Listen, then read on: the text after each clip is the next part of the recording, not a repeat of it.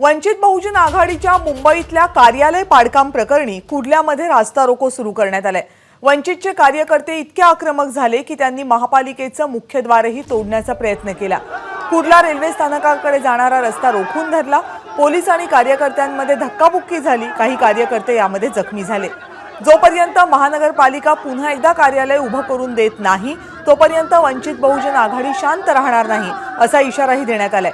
ही कारवाई राजकीय हेतूने करण्यात आल्याचा आरोपही वंचितच्या पदाधिकाऱ्यांनी केलाय। कुर्ला येथील चुनाभट्टी विभागामध्ये असलेल्या वंचित बहुजन आघाडीच्या कार्यालयावर 15 तारखेला पालिकेने हातोडा चालवला होता। यावेळेस या कार्यालयामध्ये काही मुलं शिक्षण देखील घेत होती असा आरोप करत या ठिकाणी वंचित बहुजन आघाडीने पालिका एल विभागासमोर ठिय्या आंदोलन केलेलं आहे।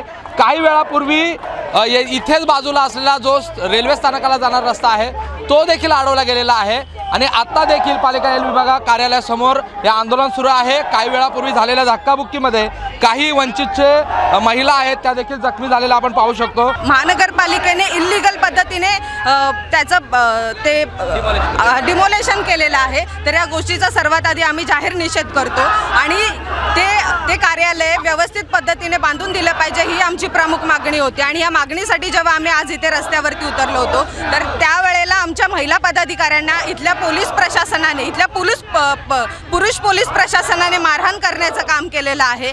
तर नक्की इथलं पोलीस प्रशासन असेल, इथली महानगरपालिका असेल, ही कुणाच्या सांगण्यावरून काम करते, तर याचा शोध घेणं आता इथे गरजेचं आहे।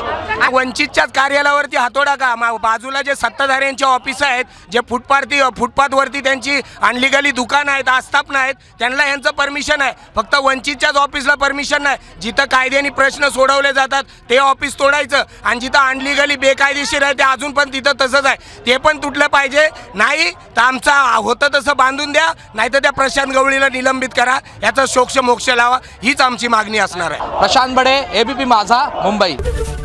एबीपी माझा, उघडा डोळे बघा नीट।